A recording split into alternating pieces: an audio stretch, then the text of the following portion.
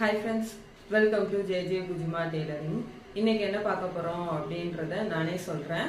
ஏன்னா உங்களுக்கும் தெரிஞ்சிருக்கும் பிளவுஸோட ஃப்ரண்ட் போர்ஷன் தான் நம்ம இன்னைக்கு பார்க்க போறோம்.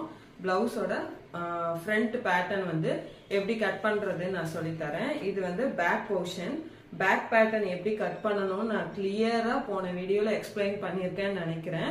எதுக்கு பேக் போர்ஷனை இந்த இதுல எடுத்துட்டு வந்திருக்கேன்னு நினைக்கிறீங்களா? ஸோ இந்த பேக் போர்ஷன்ல முக்கால்வாசி மெஷர்மெண்ட் நம்ம ஃப்ரண்ட்ல வந்து கவர் பண்ற மாதிரி இருக்கும். ஸோ இந்த பேக் போர்ஷன் ரொம்ப முக்கியம்.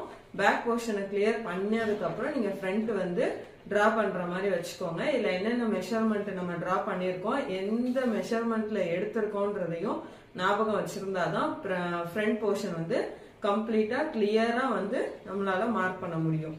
இந்த ஃப்ரண்ட் போர்ஷன்ல நம்ம இன்னொரு மெஷர்மெண்ட் நான் வந்து சொல்ல மறந்துட்டேன். இது ரொம்ப ரொம்ப இம்பார்ட்டன்டான மெஷர்மெண்ட்.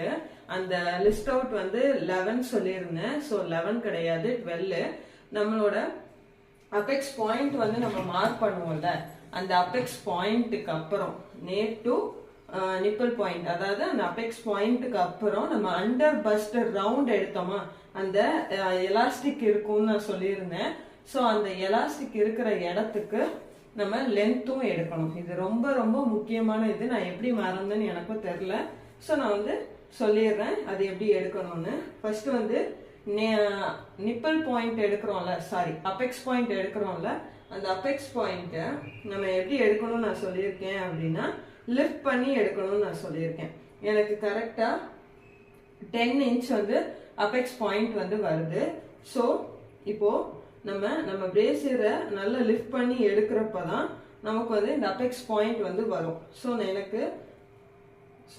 எனக்கு வந்து 9 இன்ச் வந்து வந்திருக்கு. ஸோ நான் இதுல இருந்து அப்படியே எடுக்கிறப்போ எனக்கு வந்து 12 இன்ச் வந்து அபெக்ஸ் பாயிண்ட் வந்து வருது. சரிங்களா? அபெக்ஸ் பாயிண்ட் வந்து எனக்கு அண்டர் பஸ்ட் லென்த். இதோட ஹெட்டிங் வந்து நீங்க எழுதிக்கோங்க. அபெக்ஸ் பாயிண்ட்டுக்கு அப்புறம் அண்டர் பஸ்ட் லென்த்னு போட்டு நீங்க 12 இன்ச் வந்து எடுத்துக்கோங்க. அதாவது உங்களோட அண்டர் பஸ்ட் லென்த் வந்து எவ்வளவு இருக்கும்னு சொல்லி பார்த்து எழுதிக்கோங்க. ஓகேவா? எனக்கு வந்து 12 இன்ச் இருக்கு.